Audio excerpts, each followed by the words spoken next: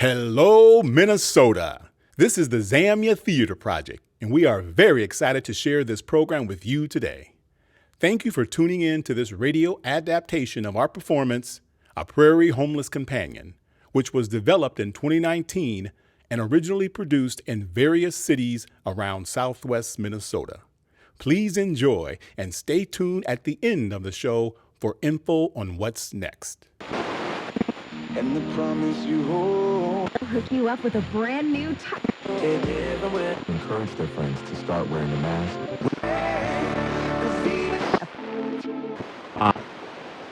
You're listening to MCR, Municipal Civic Radio. Oh, hear that lonesome whistle roll across the plains. Is it a whippoorwill on the wind or a passing train? Or an old guitar in a pickup bar neath the prairie sky? Radio's found a little sound from the days gone by. Oh, mercy me, Lord, can it be? Yes, it's the old-time hometown sweet potato jamboree. Yes, it's the old-time hometown sweet yam jamboree. That's right, folks. It's the old-time hometown sweet potato jamboree, the radio heart of the heartland, coming to you live from the MCR studios here in beautiful central Minnesota. The show where the good old days are here to stay and happiness gleams like a junkyard full of spoons on a sunny summer day. I'm your host, Wilbert McFutcheon. You probably recognize me from my famous catchphrase, ding-a-ling-a-doo. We're so pleased to have with us today, as always, our house band, Pickle Barrel Pete and the Peach Pits, and our acting company, Ricky Day and Lacey J, a.k.a. the Peanut Butter Pinecone Players, plus the Main Street Barbershop Singers, a local resident of some sort, and the amazing Rose Surma from Oasis Central Minnesota, whom I'm told can balance 4,000 eggs on her head while singing the national anthem backwards in a pool full of Jell-O. Wow! Won't that be something? 1, 2, 3. Let the good times roll across the ice and snow, down the river bed, out to where the wind will always blow.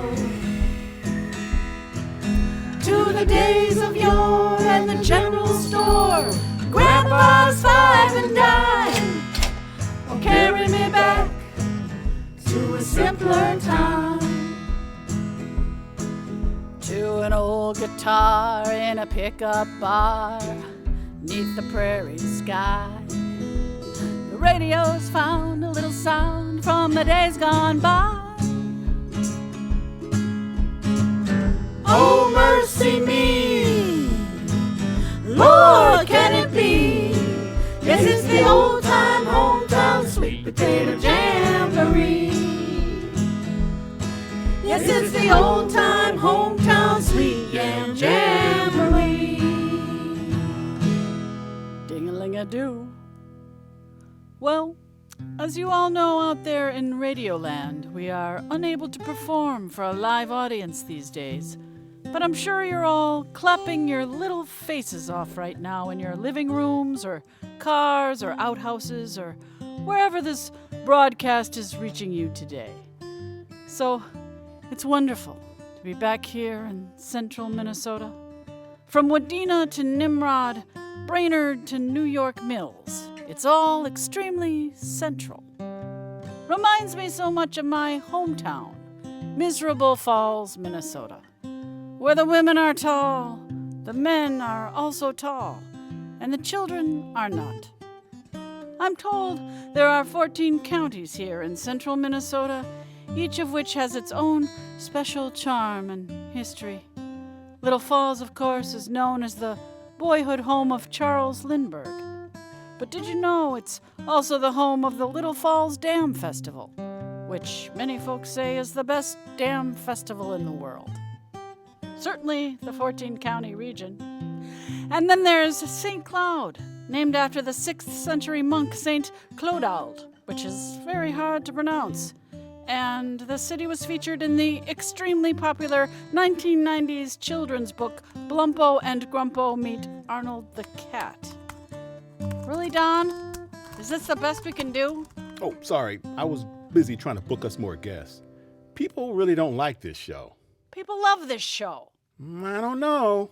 We got a lot of comments on that survey we sent out. The show is lame, boring, not funny.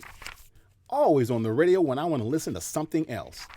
Full of stereotypical, outdated, and condescending ideals about rural America. Okay, enough.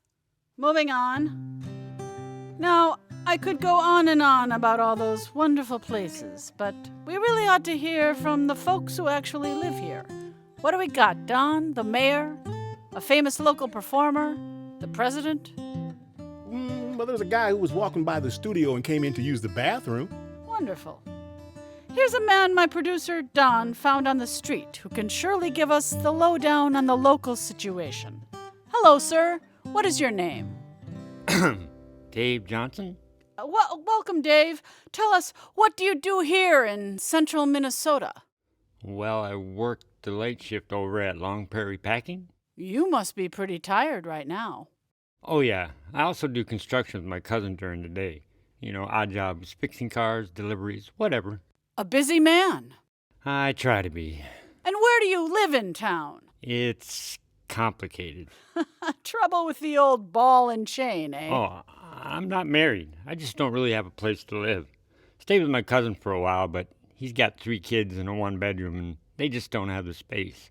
So then I crashed with my buddy from work for a couple weeks until his new lady friend moved in. Then a motel. I was there 5 months. Filled out 32 applications for housing. Nothing. Then I was out of cash. Now I'm just, day to day. It sucks being homeless, man. There's just nothing out there. You've got places to go, though. That's not really homeless. I don't know where I'm sleeping tonight, buddy. That's homeless. Look, my staff did some extensive reading of the Todd County Wikipedia page and a travel brochure from the motel we're staying at to prepare for this show. And I'm pretty certain there's no homelessness in the area. That's a big city problem. Look around. There's nobody on the streets asking for money. That's not how it happens, Wilbert. It's different out here. But it's real, I'm telling you. I'm not the only one. Well, this is a bit too much conflict and discussion of personal problems for my Midwestern taste. Let's move this along, huh? Don, get us out of this. I'm sorry, Dave. We gotta cut your mic. Hey, what are you doing? Ouch. Thank you, Dave. I hope things turn around for you soon. How about a skit? Ricky Day, Lacey J, take it away. And now, it's time for a visit with Lopey and Lumpy, the coolest couple of cowpunchers this side of the Cottonwood River. Stay tuned as we present our very own peanut butter pinecone players performing their weekly series, Home on the Range. Brought to you by our sponsor, Old Bark, Cologne for the countryman. Is that a wet bag of leaves? No, honey, it's Old Bark. And you're welcome. Now on with the sketch.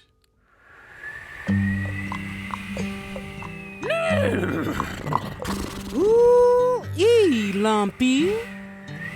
Mighty dusty out here in the old Midwest. You got that right.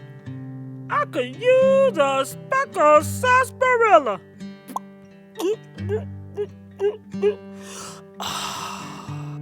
Say, I got a joke for you. Alrighty, shoot. Okay, here goes. What do you call a cowboy with bad gas? I don't know. What? You darn tootin'.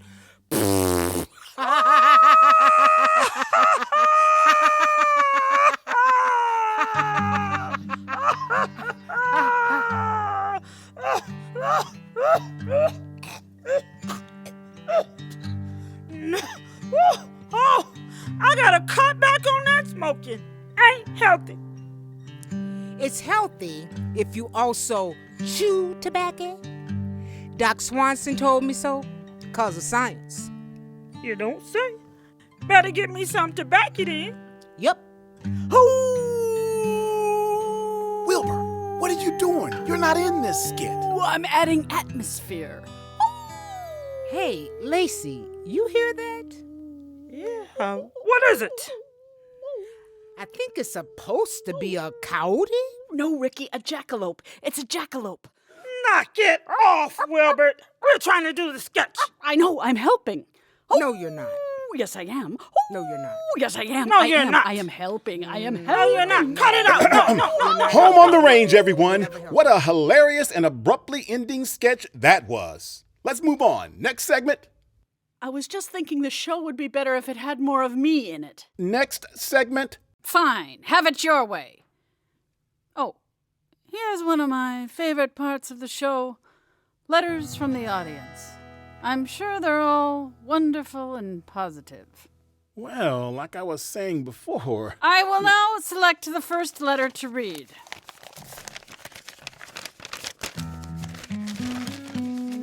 No, not that one. Let's see here. Yeah, no, not that one. Oh, here we go. Mary Lee Blaswell would like to wish her Grandma June and Grandpa Elmore a happy anniversary. 45 years of wedded bliss. Let's have our cake and eat it too, especially if it's German chocolate. Isn't that sweet? Lacey, read us the next letter. Well, Paul Letterberg would like us to know that there's a woman and her 4 kids living in their car at the end of his block. He brought them sandwiches the other morning, and he's concerned because it's going to be cold out soon and they don't have anywhere else to go. No, not those kind of letters. More like this one. The O'Neill family reunion will once again happen this Labor Day over in Kiwanis Park in Brainerd.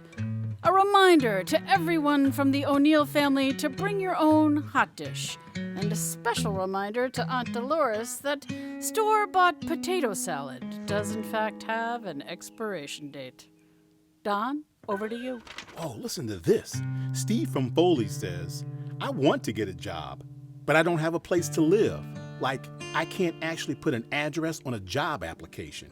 And I don't have a car, there's no bus, no taxi, no way to get to work. No, look, those aren't the ones we want to read. Oh, here's one. Abdi in Clearwater writes, a guy on the street told me to go back to where I came from. Told me he won't come downtown because he's afraid. Too many people walking around. Too many people who don't look like they used to. Come on, guys, let's try to, stay positive.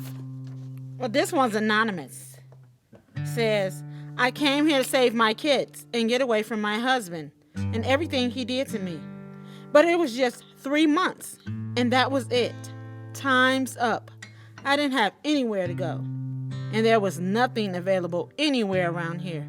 No landlord wants to rent to someone like me. Oh, wow. Just listen to this one. Carrie from Malacca says, the churches try to help, but they can only do so much. We don't have social services like they do in the city. Mental health support, drug treatment, job training. We need it. So many people do. Okay. That's enough. Enough? Weren't you listening? There are so many people out there in need. There is so much going on. Yeah, and we didn't know about any of this. Yeah, whatever. Enough.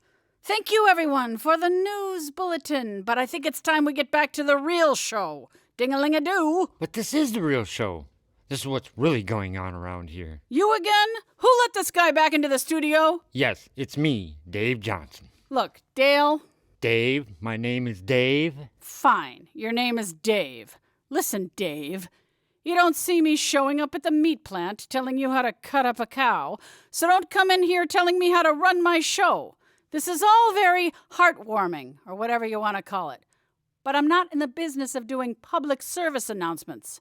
I'm here to entertain, and this is not entertainment. Yeah, but your entertainment is just a bunch of dumb stereotypes about small towns. Mammy, mammy, mammy, mammy, mammy, mammy, mammy. I don't sound like that.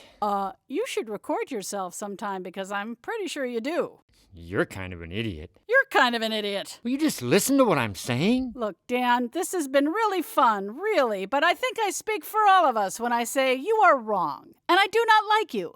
So please, producer of the show, whose name I also forgot, will you cut his mic? What? Are you kidding me? Aren't you listening? Ricky, Lacey, get your scripts. Pete, play the music. I'm going to take a second to get into character. Let's go to commercial. Thought that was Calvin Klein? Dave, we're sorry. This is old. Wilbert really is an idiot. It's fine. I'm used to being ignored. This is ridiculous. I say we quit. How about you, Lacey? For today. I got a better idea. For today's. Let's improvise. Hey, what do you mean? You know, grab those letters people sent. We'll make our own script. We could have people call in, too. Great idea, Dave. Don, you can act right. Well, I did play the role of second gentleman in my high school production of A Christmas Carol. Oh, boy. At this time of the year, it is more than usually desirable to make some slight provision for the poor and the destitute. Without the accents, maybe. Oh, yeah, right. Yeah. All right.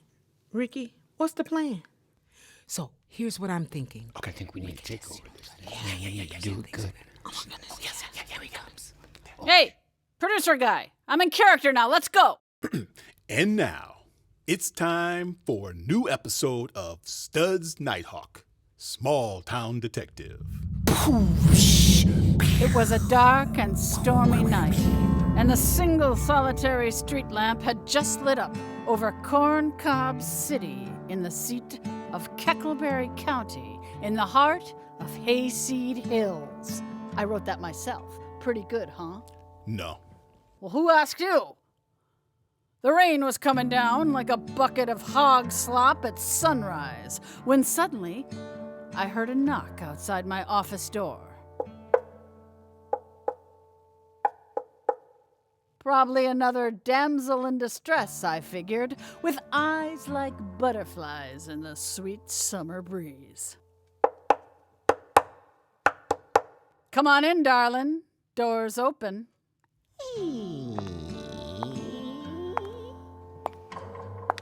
What's your name, sweetheart? Dave Johnson. Oh, come on! I'd like to report a missing person. Missing persons, actually. Sorry, pal. Office is closed. It says open all night on the door. There's no sign. This is a radio show, you moron.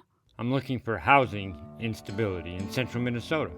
People say it doesn't exist. I say it does. We just need to go out there and find it. You know what? Fine. Let's find it. Maybe we'll get a Sasquatch, or a leprechaun, or a Vikings Super Bowl trophy while we're at it. Great. I'll just bring some of my friends from around town to help us out.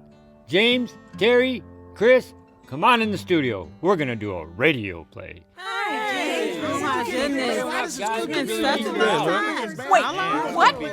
No, who are these people? I wrote a script. Welcome, everybody. Now, we want to do a play about homelessness in this community. Dave gave us some locations where we can find it, so I'll use those to tell the story.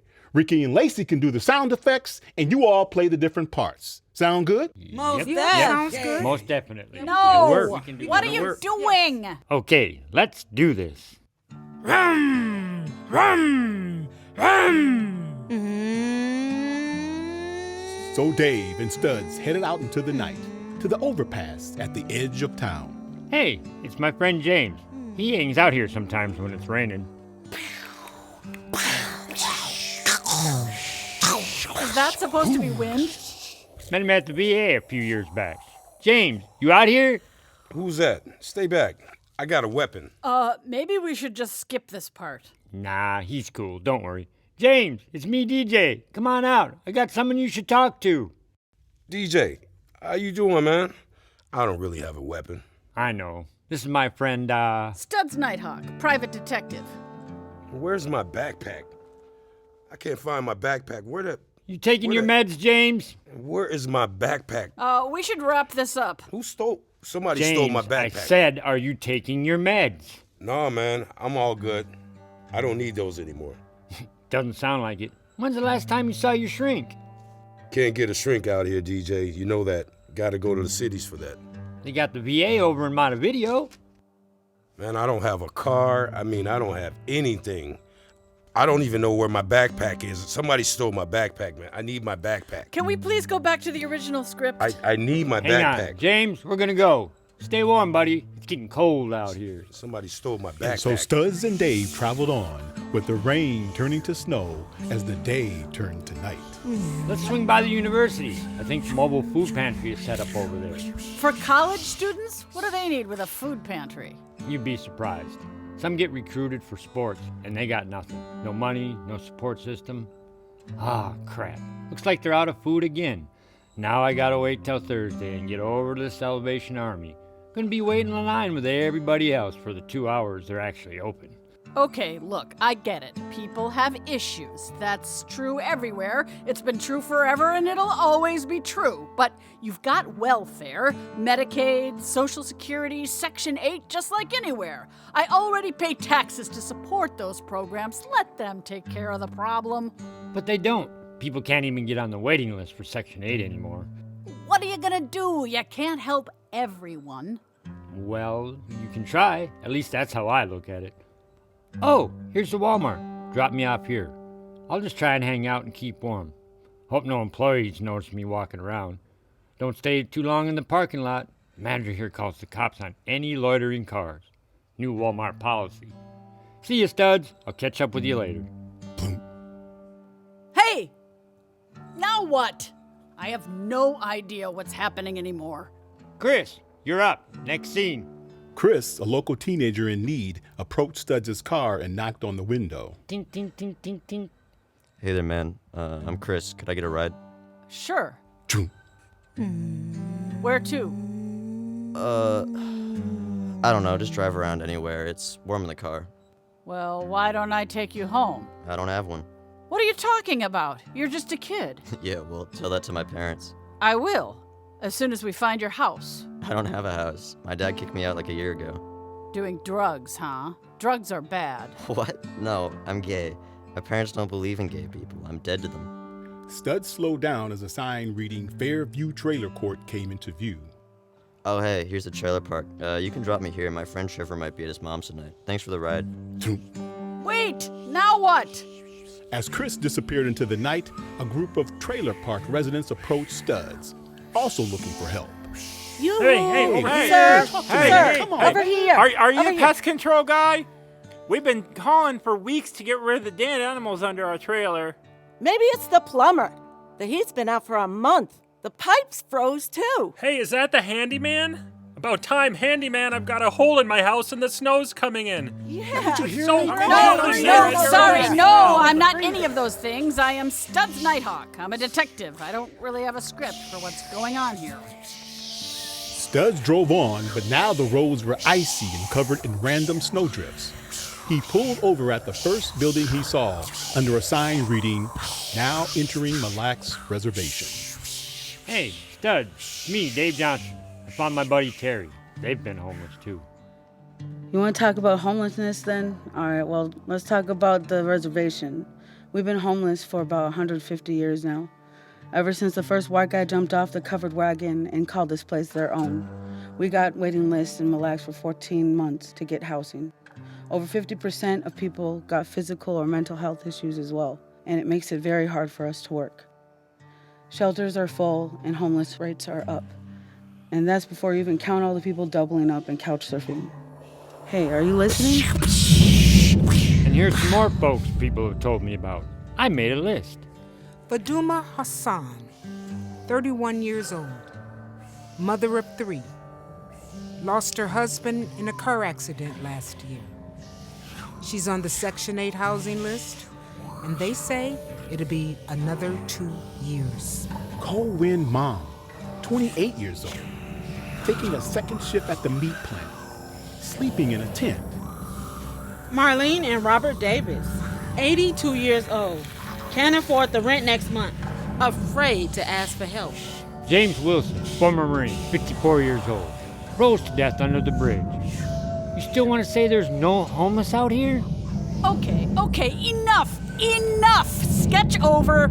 Everybody get out. Oh my goodness, can you believe Mystery solved. The world is a horrible place. Everything is depressing. And you guys have made your point and ruined the super excellent skit that I worked on for several minutes this morning in my brain while I was going to the bathroom.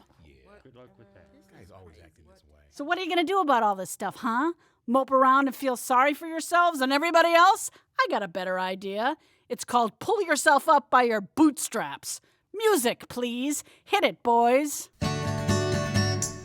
Pull up your bootstraps, easy as pie. Everybody's doing it, so why can't I? Oh, pull up your bootstraps.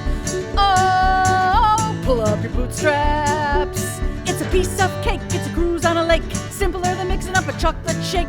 Get up your gumption, put on your pants. Show us a smile, give us a dance. Oh, pull up your bootstraps.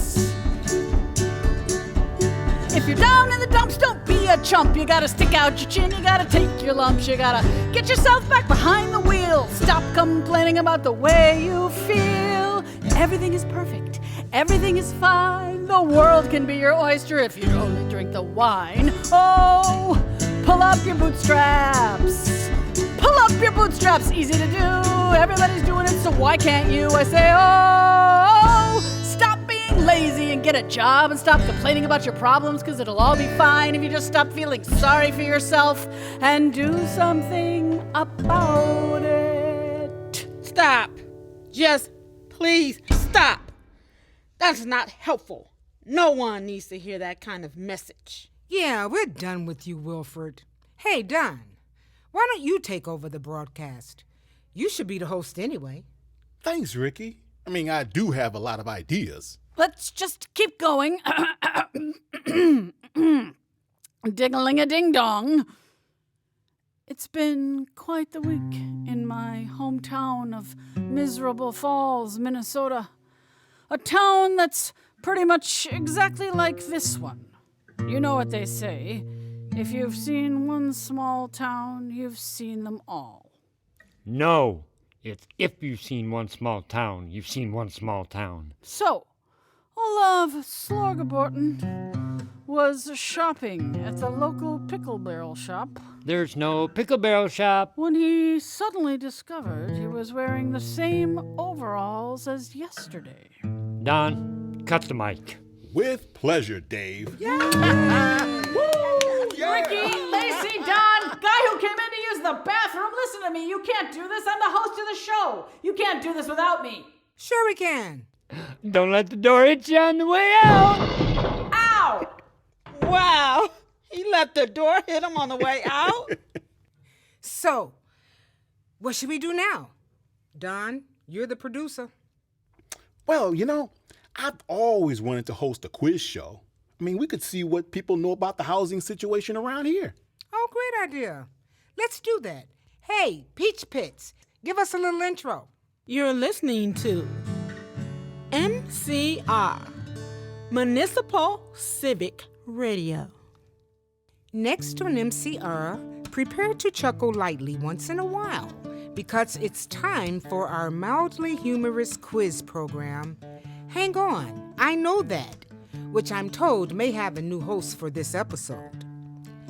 But first, a check on sports, where the Twins, the Vikings, the Timberwolves, the Wild, the Gophers, the Lynx, and every single high school team in Minnesota all lost yesterday in convincing fashion. The weather today is terrible, and looking ahead tomorrow, the weather will also be terrible. The time is 3. Hello, radio listeners. This is Dave Johnson, acting head of programming here at MCR, and you're listening to Hang On, I Know That, with your new host, Don the producer, coming to you live with a special call-in edition from the Brainerd Lakes area in beautiful central Minnesota.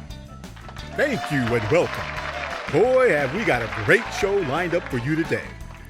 We're ready to have an exciting quiz show with lots of excellent prizes. Let's go to the phones and see who's here to participate. Our first caller is, I'm told, the mayor of Miserable Falls, Minnesota, Mayor Dilbert McLunchin. Yes, that's me, Mayor Dilbert McLunchin. Ring-a-bing-a-boo. That's a thing I often say. That's odd. I was of the understanding that Miserable Falls is in fact a made-up town. No, definitely not. It is very real, and I am the mayor of it. Is that Wilbert? Oh, no, he's back? You know, you sound kind of familiar. No, I am not kind of familiar. Okay, then. Let's get another contestant. Hello, what's your name? Jenny from Osakis. Welcome, Jenny. And how are things over in your neck of the woods? I don't live in the woods. Oh, I didn't mean it literally. I live on Nestor Street with my cat. Thank you, Jenny. Dave, you're not weird or crazy, and you're right here in the studio. Why don't you jump in as our third contestant to speed up the process? My pleasure. Wonderful. Now, today's news quiz topic is homelessness in outstate Minnesota. Now, is it true that the U.S. Department of Housing and Urban Development recently declared that chronic homelessness has officially been ended in all 18 counties of southwest Minnesota? Gosh, I don't know. I sure hope so. Well, according to my research, HUD did make a declaration, but it certainly doesn't mean homelessness is over. A great network of service organizations in southwest Minnesota successfully worked together to get people back into stable housing. That's what HUD was recognizing. Cool. So, Jenny, since I gave you the answer, what is the answer? True? Very good. 1 point for Jenny. I got to work on my hosting skills here. Anyway, let's just skip our second contestant for now, since I'm having trouble understanding them. I am totally understandable. And let's move on to Dave. Dave, given what we just heard from our first contestant, would you say that chronic homelessness is actually over in greater Minnesota? No. Yes. Oh, great. Here goes Wilbert, the previous host of this show, who is now arguing with Dave Johnson again. Hey, Dilbert, he wasn't asking you. It's supposed to be my turn, and that's the right answer. The government has officially declared homelessness in rural Minnesota is over. It's on a piece of paper and everything. Well, I'm homeless in rural Minnesota, so it's not over for me. But you're just one person. Look around. There's nobody out there. There's plenty of people out there. They just don't want to be seen. Wrong. I am not wrong. You were wrong. No, I'm not. Yes, you are. I am not. Wrong. No. You are wrong. No, I'm not. Hey, enough already. I think there was an answer somewhere in there, but I'm going to deduct a point for all the yelling. 0 points for the both of you. Now back to you, Jenny.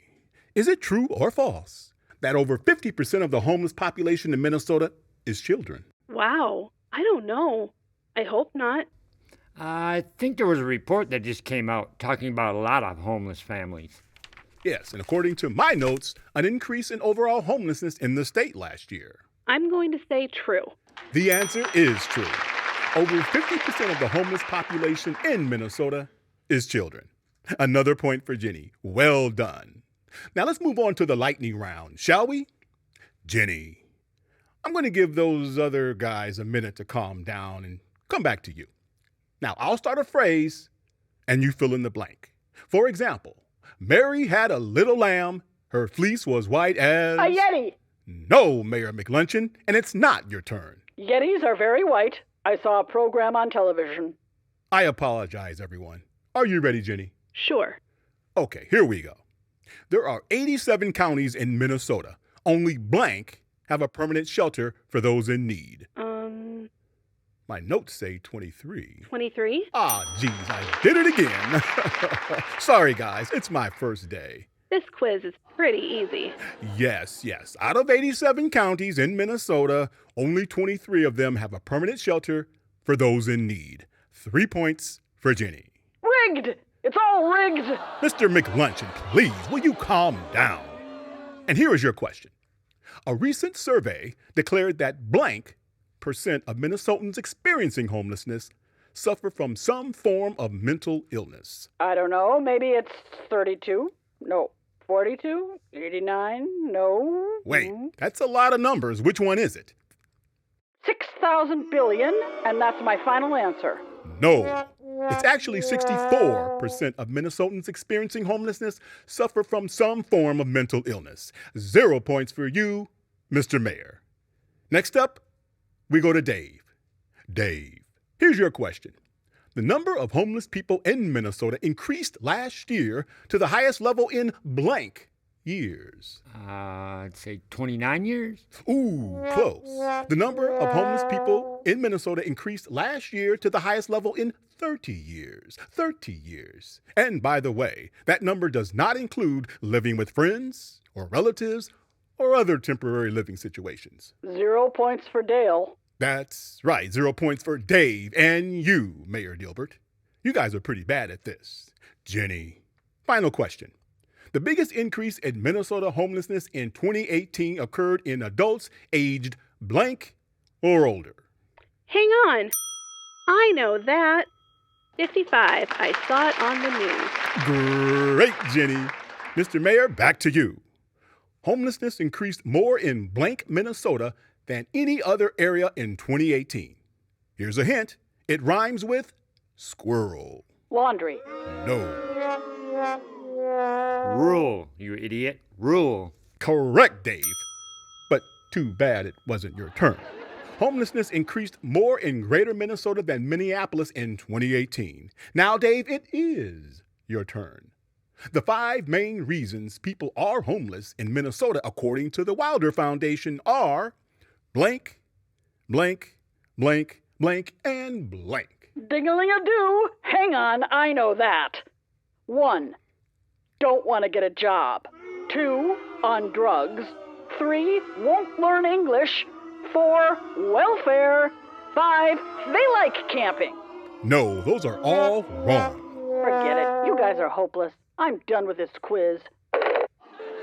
Okay, well, I didn't read any reports, but here's what I've seen. Number 1, lack of affordable housing. Number 2, can't find a job. Not because they don't want to, by the way. Some people can't work. Some people can't get hired even if they wanted to work. Number 3, health issues. I do remember a statistic on this one. 83% of homeless people have some sort of chronic health condition. Sometimes you gotta choose. Do I pay for the medicine or somewhere to live? What are you gonna do in that situation? Number 4, histories of abuse and violence. So many people are living with trauma you can't even imagine. Number 5, discrimination. Landlord won't rent to you because of the color of your skin. Mental health, too many kids, whatever. That's my answer. Dave, that is actually a great answer. I'm going to give you 3 points for that one. Now, contestants, we've talked a bunch about the problem of homelessness, but I want to wrap up by talking about solutions. What can we actually do about it? Jenny, any thoughts? We could call our legislators, ask them to support the organizations that are already out here working on the issue, come up with new programs to help people who need it. Thank you, Jenny. That's great. Lacey, since the mayor is no longer here, let's go to you. Sure. I say we all pitch in. We all do something, even if it's a little thing. Look for ways to volunteer in your community. Help at the food shelf. Start a donation drive. Reach out if you see someone in need. Thank you, Lacey. Dave, your turn. How do we end homelessness in Minnesota? Affordable housing.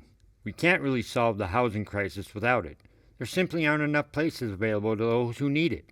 We need incentives to create spaces everyone can afford to live in. That's great, Dave. These are all great. And there's so much more. Thank you so much, everyone, and especially our contestants. I am giving you all 1 million points and calling it a tie. In the meantime, we'll see you all next time on Hang On. I know that. Good night, everybody. Hey, that was pretty good. What you think, Ricky? A definite improvement. Nice job on hosting, Don. Oh, thanks, Dave. Maybe we could get some of those real stories now? Yeah, people could call in. We can record some stuff on the street, too. It's a great idea, Lacey. I'll get on that. And you all want to get that call-in segment going now? Sure thing, Don. Peach Fitz. A little music, please. Hey, everybody. It's time for Swap Shop, where the community calls in and we're here to listen. Caller 1, you're on the air.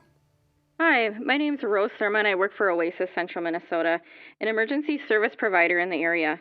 I just really want to say I appreciate what you're doing. There is a lot of misconceptions around this issue, and it's helpful to hear people clearing them up on the air. Thanks. We had no idea. Most people don't. Did you know there are more animal shelters than human shelters in central Minnesota? Wow. No. It's true. People think there isn't homelessness out here, but so much of it just isn't seen. The statistics are way off because we have so many people couch hopping or otherwise out of sight. Exactly. I'm not the only one, that's for sure. No, and your situation is very real. A third of the people that I work with do have jobs, but they're minimum wage jobs and they can't afford housing. Another third are on a disability benefit and can't afford housing. Another third don't have a job, but they can't get a job because of childcare or transportation. Everyone is trying their best, but the reality is housing is just not affordable for everyone. I know it. That's what I've been saying. What's that noise? See this plumber? Oh, my ears!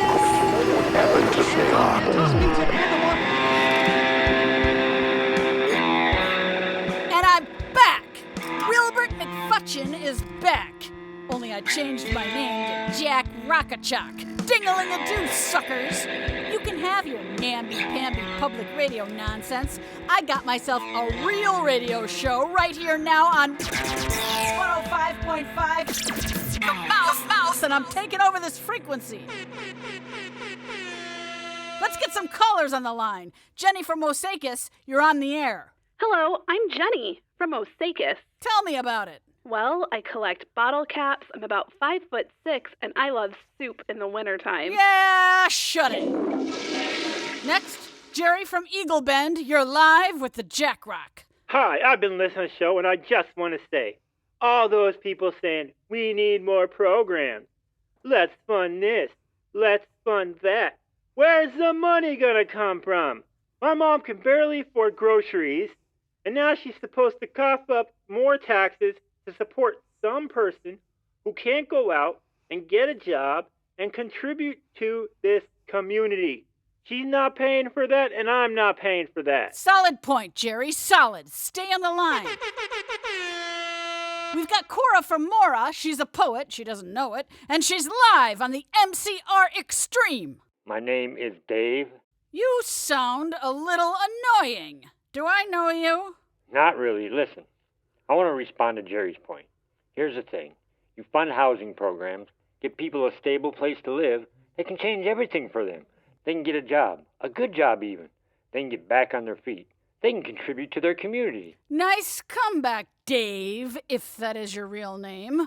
I like where this is going. More arguing. Peggy Ann from Walker, tell them why they're wrong. I don't think we need this. There's not enough people living out here, and our own community is already suffering. You build a shelter or a soup kitchen or whatever, and you'll have welfare people coming here from the cities and who knows where else, taking things that belong to folks who've been here all their life. Love it. Love it. We've got another caller. I can't quite make out the name, but caller, you're on the air. Hi, this is Jenny from Osakis. I think maybe we got disconnected or something. Oh, for the love of God. I just wish we could all share our homes, live together and get along with peace and harmony and everlasting joy and specialness. I just have so much love for everyone, you know, and... Where the blam is the dump button? Okay, Jenny. You love everyone so much, you got an extra room in your house? Want to put some random stranger on drugs or whatever up for the night or the week? Well, I would, but I need it for sewing. Of course we're not going to do that. Most of us, anyway. But let me ask you this. Jerry, are you a Christian? I am. Look it up then. Matthew 5:42. Give to him who begs from you, and do not refuse him who would borrow from you. It's right here. We look out for others. You don't have to welcome someone into your house, but surely you can welcome them into your community. We can make a space for those in need. They're already here, and we just don't see them. Or we choose not to. We already got too many people coming into this town, taking over the downtown, walking around and probably doing gangs or shootings, or slashing tires, or popping wheelies, or God knows what else. This town needs to take care of its own. Yeah, we need help, Yeah, man. my I taxes really are think gonna go so. up now. like crazy. Come on. More yelling! I love it! This is gonna solve all our problems! Thank you, America! I am amazing! I love to rock and roll! Let's keep it going, people! Oh, man. Finally. Don, thank you for saving us. Please tell me that's the last of that guy. Yeah, he thinks he's still on the air, but I switched him over to a different frequency that only mosquitoes can hear. He'll be going on for days before he figures it out. I feel so bad for those mosquitoes. Yeah, me too. Anyway, guys, I got some stories. People called in with some great stuff. Emails, recordings, all kind of things. Yeah, the real news from Miserable Falls. That's right, Dave. Hey, band, how about a theme for the real news from Miserable Falls? 1, 2, 3. In miserable falls, you try to keep an even keel. But come and won't you tell me about the way you really feel? In miserable falls, you're taught to toughen up and deal. But come and won't you tell me about the way you really feel? Come and won't you tell me about the way you really feel? In miserable falls, you know it's hard to speak for real.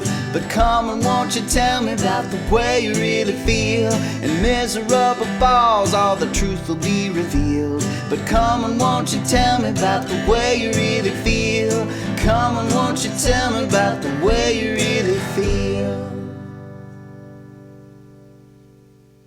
Yes. Welcome back to the real news. Time to get the real stories from real people. So we're going to kick this off from Miserable Falls with a piece from our very own Lacey. Abusive tendencies. Our story started long before. One day, I saw different when I opened my eyes. You seemed to accept me and my child into your life. I remember the day I became your wife. Our lives were full of sunshine with a little one on the way. At least my mind and heart led me astray. Yet there were days of emotions I didn't understand. My days were filled with sun, rain, clouds, and storms. Still, I remained by your side. So much of me I hid inside. I felt worthless and tired. Still, I remained by your side. There was wind and dust storms happening more and more. Many times I wanted to leave, and at your side I chose to remain. Hurricanes and tornadoes tossed me daily. Sunny days seemed to come with overcasts of clouds. We have a few little ones now. Even when in the shelter, you I defended.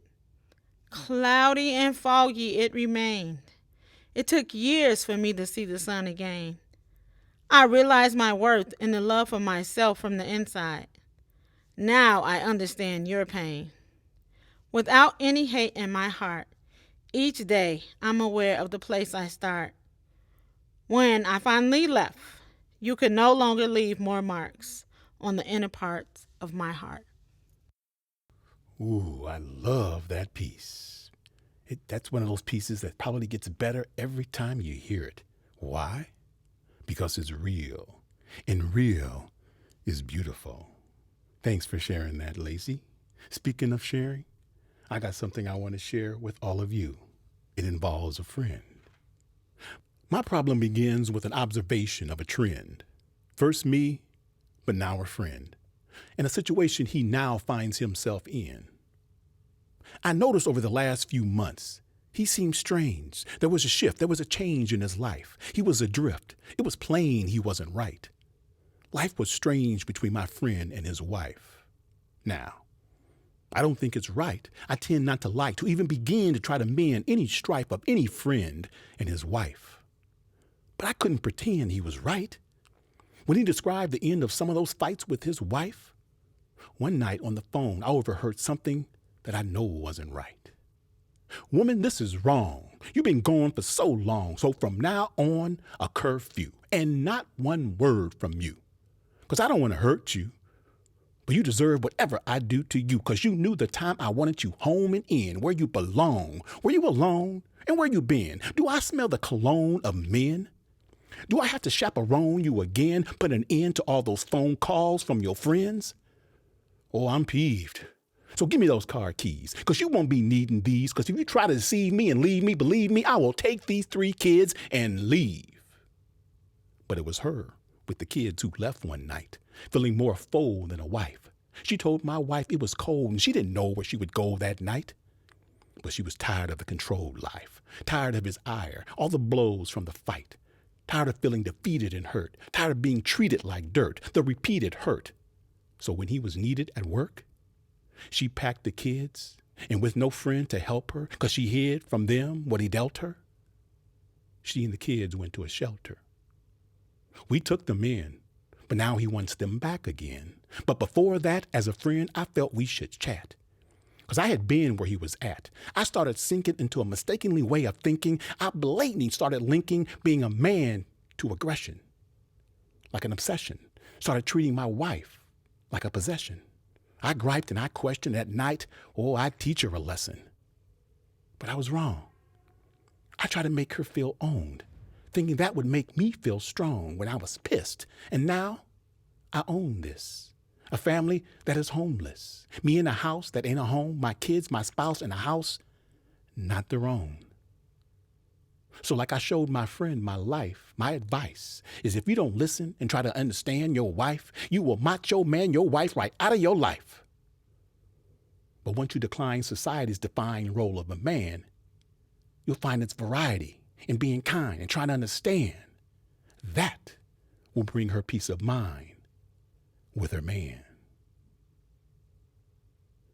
A piece shared from a friend of mine, obviously with a heavy heart. But sometimes heavy hearts produce the best art, especially when we can get it from a variety of folks. Love that variety. And speaking of variety, Dave, who do you have? We got Sam here. They were listening to the show and wanted to share something. Sam, you're on. Hi. Hey, I grew up in the foster care system. Sure, there was loneliness and very little extras, but I always felt that I at least had a safety net, that there was a system in place to help those of us who had nowhere to go. And I did okay for a while. When I got out of foster care, I got married, I volunteered, I paid taxes, I never got in any trouble. I believed in the system.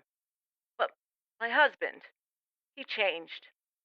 I kept hoping he would go back to the way he was in the early days, that he would stop drinking, that his abuse would stop, but it didn't. It got worse. And at 41 years old, I knew that if I didn't leave, someone was going to die, and it was going to most likely be me. I didn't make it this far to be taken out by some drunk, even if that drunk was my husband. So I left, assuming that there would be some kind of system in place to help me. I went to a women's shelter, one of the few in northern Minnesota. They drove me to a hotel in Little Falls in the middle of the night, dropped me off, and drove away. I slept in the doorway. I had no idea where I was or what to do. The hotel clerk, she told me this happens all the time, and called a woman, bless her, who got out of bed to come help me get checked into this hotel where homeless were housed, and where I stayed for 5.5 months. In that time, I filled out 32 job applications. I have no criminal record. I'm hardworking, smart, friendly, but I could not find anything. As soon as they saw my address, they all had predetermined ideas of what a homeless person was, that somehow it was my fault. Anywhere I turned for help, I was given the runaround. I felt like a number, not a person, like a problem that had to be dealt with. Fill this out. Talk to someone else. You don't qualify. You can't enroll in school. You can't get food stamps because your address is a transient hotel. It was never ending. If it weren't for my fellow transients in that hotel, I would have lost all hope. But I'm a fighter.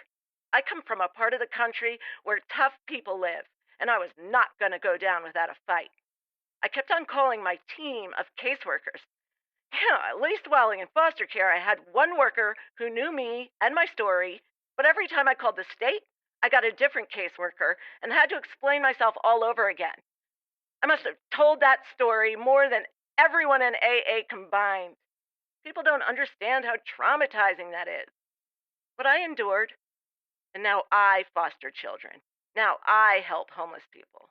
But I know there are so many northern Minnesotans, so many Americans that are unable to advocate for themselves, or, for whatever reason, aren't as able to stubbornly refuse to lay down and die like I was. And that hurts.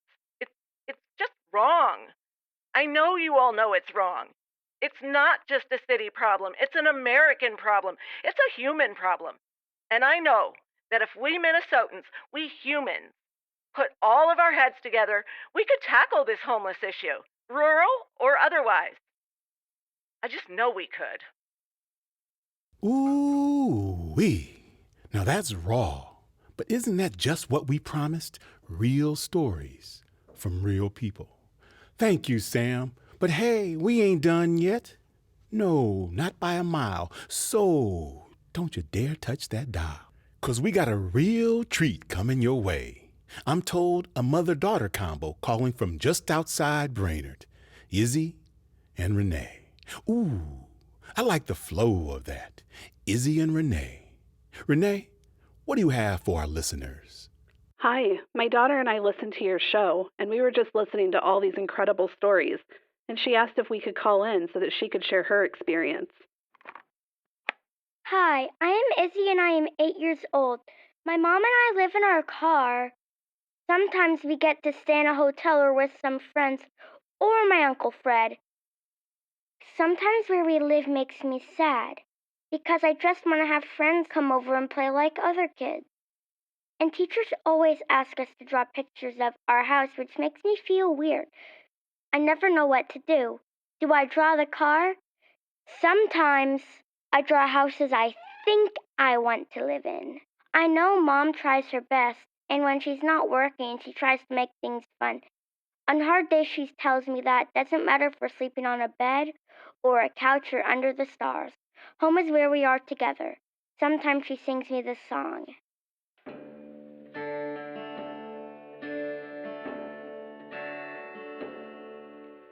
You can fix what you never knew was broke. But there's more than meets the eye to us prairie folk. So if you didn't know, then now you know. Together we will make this house a home. Hope comes hard, but there's reason to believe. We've got all the tools we need between you and me. So lend a hand wherever you may roam. And together we will make this house a home. House a home, house a home, house a home. Together we will make this house a home. For all the toil and trouble rolling by, there's magic still in the prairie wind and sky. Between the rolling hills and the bright blue dome, together we will make this house a home. Promise not to stop till the building's done. And there's a little house on the prairie for everyone. Just lend a hand wherever you may roam. And together we will make this house a home. House a home, house a home, house a home.